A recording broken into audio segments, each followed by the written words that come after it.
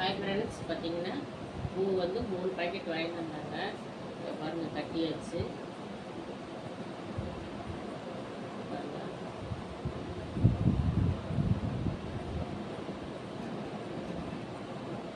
கட்டி முடிச்சாச்சு. நாளைக்கு ஃபங்க்ஷனுக்கு சூப்பராக வச்சுட்டு போகலாம்.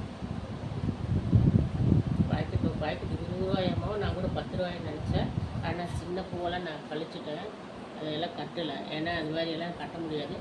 ஆனால் இவ்வளோ பூ நல்லதா இல்லை செடியில் பூத்த பூ நல்லதான்னு கேட்டிங்கன்னா, செடியில் பூக்கிற பூ தான் எனக்கு பிடிக்குன்னு சொல்லுவாங்க. ஏன்னு கேட்டிங்கன்னா, இது ஒரு நாளைக்கு வைக்கலாம், 2 நாளைக்கு வைக்கலாம். ஆனால் அது மார்ச்லேருந்து இப்போ ஜூன் வரைக்கும் பூத்துட்டே இருக்குது. அப்போ அதுதான் பெஸ்ட்டு.